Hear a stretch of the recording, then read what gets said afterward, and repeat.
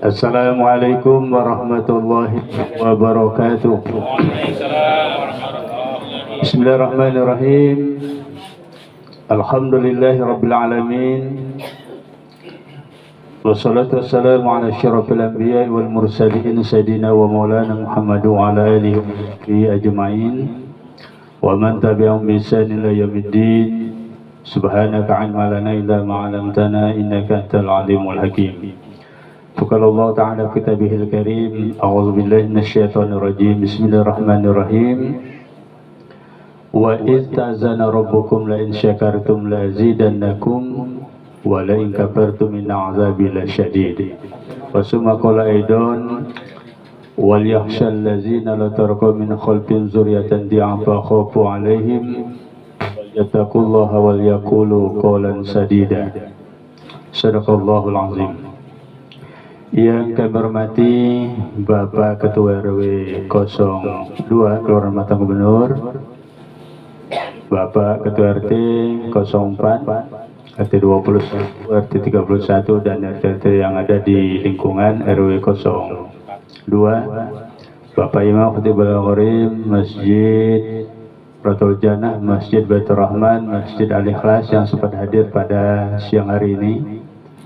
Kemudian Syekh Hajan, Bapak Ahmad Pudil maupun Ibu Rubiah atau Ma Ayu atau anak ponakan kami Rahmat, hadirin wal hadirat, jamaah walimatul akikah yang insyaallah dirahmati Allah Subhanahu wa taala. Mari kita bersyukur kepada Allah Subhanahu wa taala pada siang hari ini. Alhamdulillah kita dapat hadir memenuhi undangan Pak Ahmad Pudil sekeluarga dalam rangka tasyakuran akikah cucung beliau yang bernama Rania Ramadhani, putri pertama pasangan Rahmat Ramadiono SPD dan Reni Dianti. Salawat dan salam semoga terlimpahkan tercurahkan kepada junjungan Nabi besar Muhammad sallallahu alaihi wasallam, pada keluarganya, para sahabatnya dan kepada pengikutnya hingga akhir zaman. Amin ya rabbal alamin. Ikan sepat, ikan gabus, dan bukan ikan lele. Lebih cepat saya ceramah lebih bagus, tidak bertele-tele. Ini pantun saingan Pak Haji. Ibu-ibu jangan nengok rompi saya pada siang hari ini. Rompi-rompi tidak rompi sembarangan. Selain rompi anti peluru, Pak Barwizan, tadi Pak Haji Ahmad Hassani 3 pantun. Ini pantunnya begini untuk nandingi pantun Pak Haji. Pak Abdul Salim tetangga kita dulu jamaah di Masjid Al-Ikhlas Medan Baru. Rompi yang saya pakai ini rompi yang dibuat oleh Kokolim, disaksikan Pak Jamat Sani beberapa waktu yang lalu. Kepanjangan pantun. Ya Pak Haji 2 tahun nyiapkan pantun itu, saya saat inilah. Bapak dan Ibu hadirin wal hadirat jamaah yang kami hormati, alhamdulillah patut kita bersyukur kepada Allah Subhanahu wa taala. Pak Pudil sebagai datuk, sebagai nenek. Kemudian Adinda Nanda Rahman, mana Rahman? Nyebut tamu tadi. Kenapa patut bersyukur? Alhamdulillah. Anak atau cucu lahir dengan sehat selamat. Yang kedua, memang telah lama kita menginginkan anak dan cucu kita lahir. Apalagi Pak Ahmad Pudil yang merupakan cucu yang pertama. Biasanya kalau sudah cucu pertama, itu kedua, tiga dan seterusnya insya Allah tidak jauh daripada cucu yang pertama. Biasanya begitu. Pak Pudil, ini cucu yang pertama, tidak berapa cucu Rojan? 3, Mat. 3, Mat. Nah, Bapak dan Ibu hadirin wal hadirat jamaah yang kami hormati, oleh karena itu bersyukur kita kepada Allah. Dengan syukur itu insya Allah maka Allah berikan nikmat kepada kita. Tadi sudah bacakan Al-Quranul Karim dalam surah Ibrahim ayat yang ke-7. Wa iztazana rabbukum la in syakartum la azidannakum wa la in kafartum inna azabi lasyadid. Telah kami proklamasikan, kata Allah, siapa yang bersyukur ku tambah nikmatku kepada. Sebaliknya kufur maka inna azabi lasyadid, sesungguhnya azabku sangat pedih. Alhamdulillah, bentuk syukur kepada Allah Subhanahu wa taala. Begitu anak lahir, maka tatanan daripada agama telah dilaksanakan di situ. Apa itu? Yakni rangkaian yang namanya akikah. Akikah ini tidak lain menyembelih hewan berupa kambing atas kelahiran anak atau cucu kita. Sunnahnya pada saat di 7 hari kelahiran anak atau 14 hari kalau belum sanggup yang ke-7 harinya, belum sanggup yang ke-14 hari kelahiran, tambahkan lagi seminggu sampai di usia lebih kurang 21 hari kelahiran daripada si anak atau cucu kita. Belum sanggup juga kalau belum ada rezeki untuk beli kambing dan segala macam di situ, maka dia sampai sebelum akil balik. Kalau sudah akil balik, gugur kewajiban yang namanya orang tua untuk akikahkan anak atau cucu. Hukumnya tidak lain sunnah muakkadah.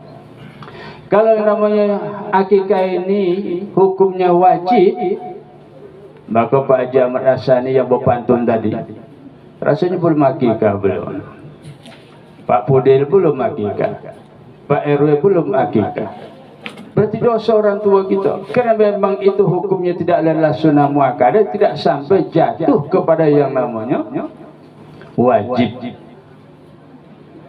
Nah, kalau kita insya Allah sudah dewasa, kemudian ada kemampuan untuk akikah, boleh kita menyembelih kambing, kemudian niatkan untuk akikah kita sendiri, itu pun boleh menurut agama. Kenapa? Rasulullah pada saat sudah diangkat menjadi Nabi dan Rasul, beliau mengakikahkan atas diri beliau sendiri. Lanang lahir sunnahnya tidak lain 2 ekor kambing. Kalau yang tino lahir sunnahnya tidak lain adalah 1 ekor kambing. Supaya apa? Supaya memang ada perbedaan itu, bahwa memang sedikit Allah lebihkan yang namanya lanang itu di antara daripada perempuan.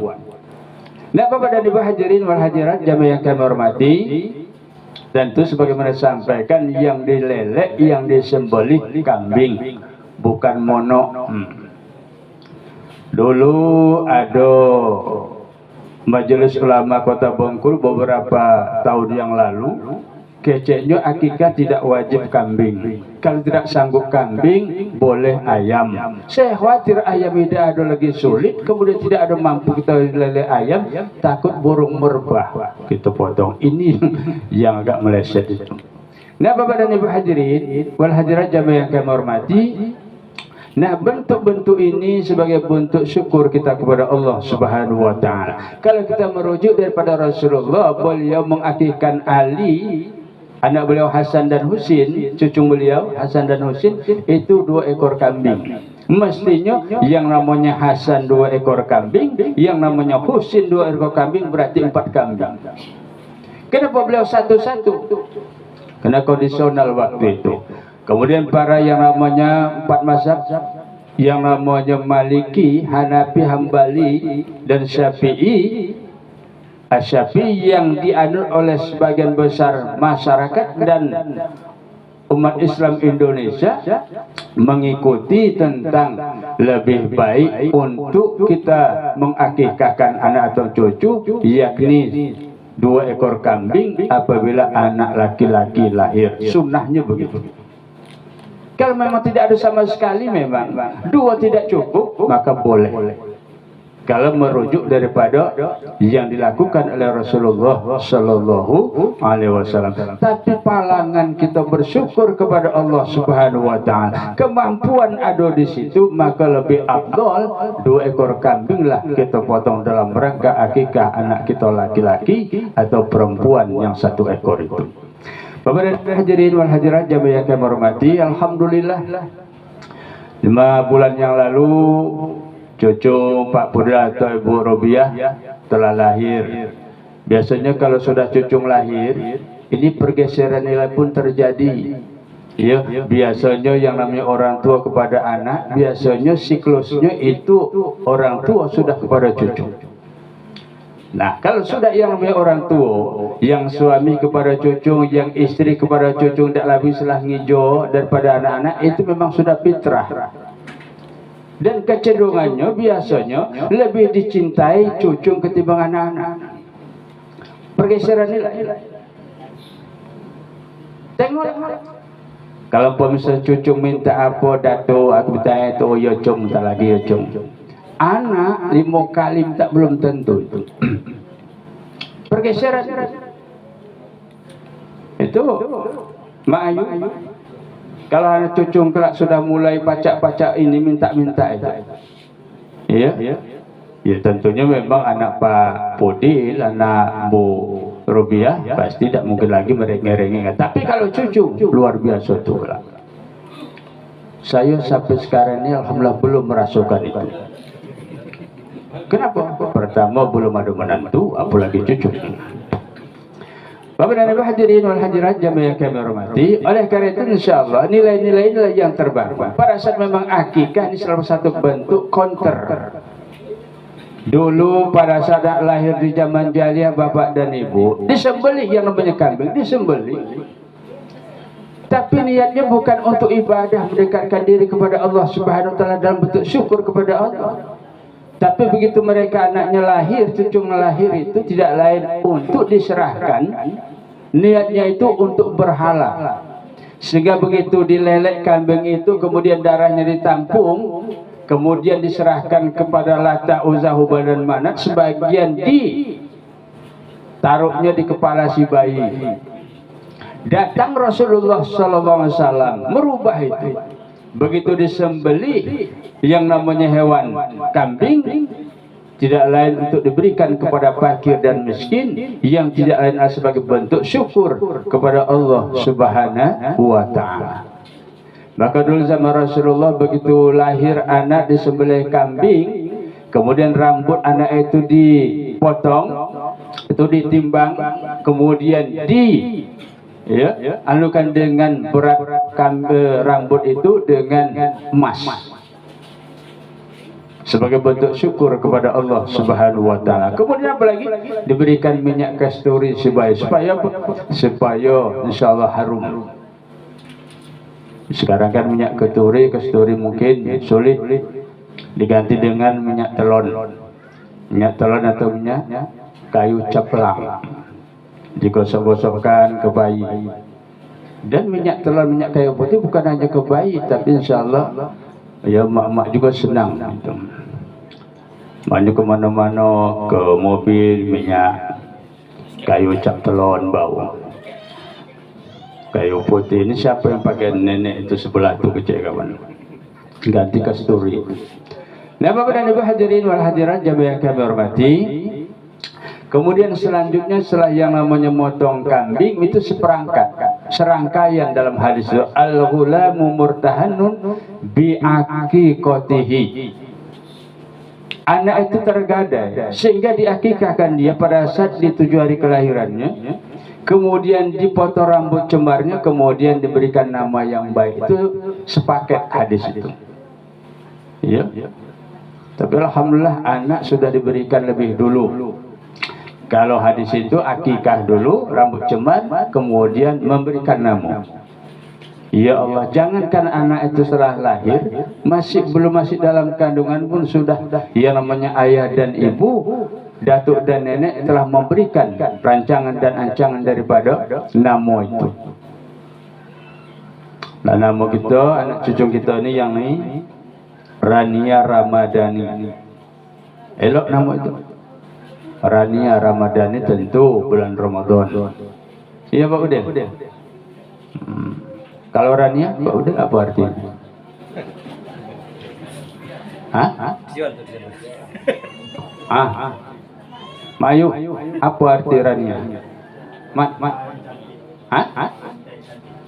Wanita yang cantik. Wanita yang cantik. Rania Ramadhani, wanita yang cantik Ramadan, bulan Ramadan. Memang begitu. Pada dasarnya Islam memberikan nilai-nilai itu, ya, bukan hanya sebatas memberikan nama, kita memberikan nama kepada anak cucu kita, tapi dari pemberian nama yang baik, insya Allah akan di situ terwujud yang namanya doa.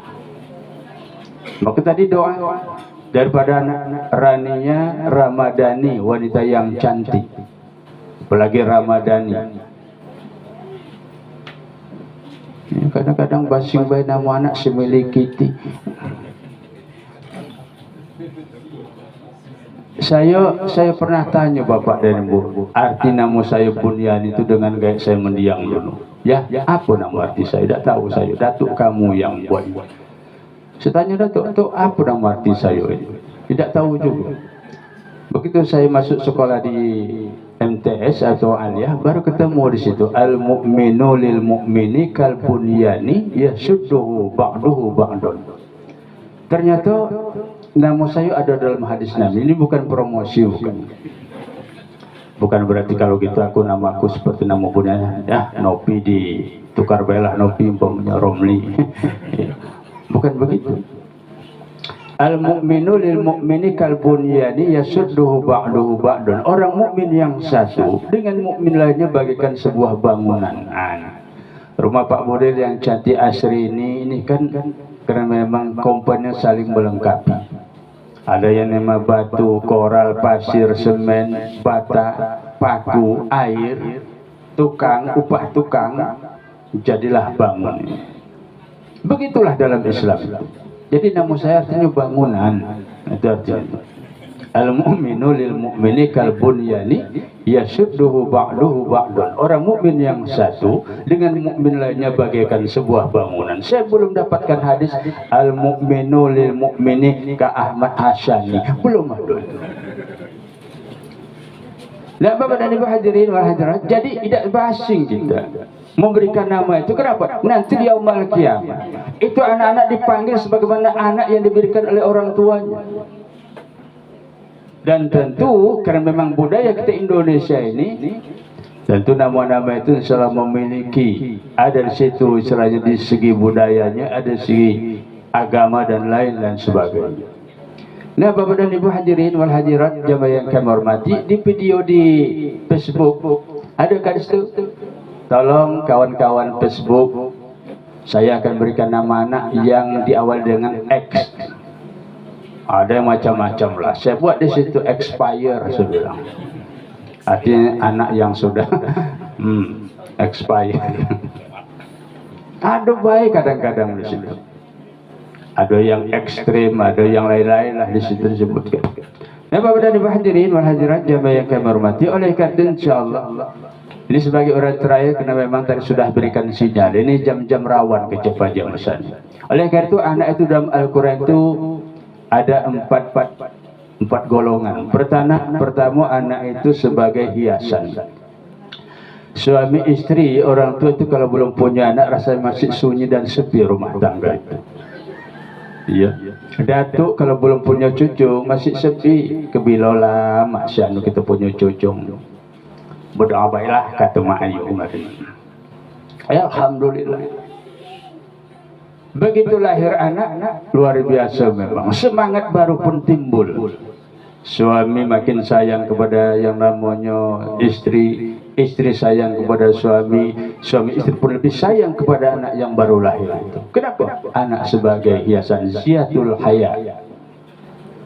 Makanya begitu lahir anak itu alhamdulillah. Kenapa? Nilai-nilai sudah diberikan dalam agama kita. Nanti insyaallah kalimat-kalimat yang baik, kalimat-kalimat thayyibah diperdengarkan kepada si bayi, insyaallah merangsang kecerdasan yang nama spiritual anak. Karena insyaallah anak itu kalau sudah mendengarkan kalimat-kalimat yang baik, insyaallah nanti anak itu dalam otaknya, insyaallah memori otaknya sudah mendengarkan kalimat-kalimat yang baik. Anak kalau sering diajarkan Al-Quran, insyaallah anak yang sudah 7 tahun sudah hafal 114 surah, 30 juz, 6.666 ayat. Kenapa? Karena orang tua yang sering memperingatkan itu. Namanya si siapa kemarin yang di Hafiz Indonesia RCTI. Ya Allah ya Karim, bukan main. 7 tahun. Kenapa terus diperingatkan kalimat-kalimat Al-Quran? Sebaliknya, kalau diperingatkan kalimat-kalimat yang lain direkam oleh memori otak sial. Maka anak-anak kalau sudah masih kecil itu tengok, sudah tahu dia ya lagu-lagu. Anak baru 7 tahun sudah tahu lagu yang ada setan. Lah tahu anak 7 tahun. Ya Allah ya Karim. Kenapa? Sudah diperingatkan sering. Jadi berpengaruh memang kalau yang diperingatkan itu adalah yang baik atau sebaliknya. Nah Bapak dan Ibu, kemudian anak yang kedua dalam Al-Quranul Karim itu sebagai ujian. Anak sebagai ujian daripada orang tuanya. Diperintah kadang-kadang mau, kadang-kadang membangkang, kadang-kadang disuruh mau, kadang-kadang tidak.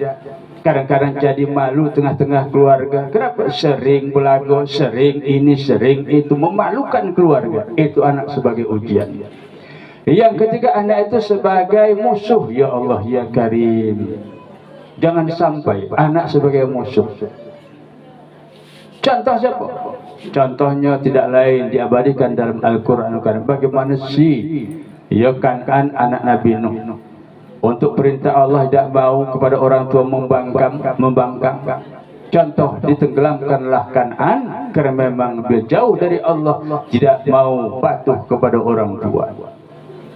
Yang keempat, anak sebagai ini yang sering kita mohonkan setiap saat 17 kali kita menghadap Allah Subhanahu wa taala. Rabbana hab lana min azwajina wa dzurriyyatina qurrata a'yun waj'alna lil muttaqina imama. Anak yang keempat tidak lain anak sebagai qurrata a'yun, sebagai penyujuk mata hati kita. Ya Allah, senang gitu. Kenapa?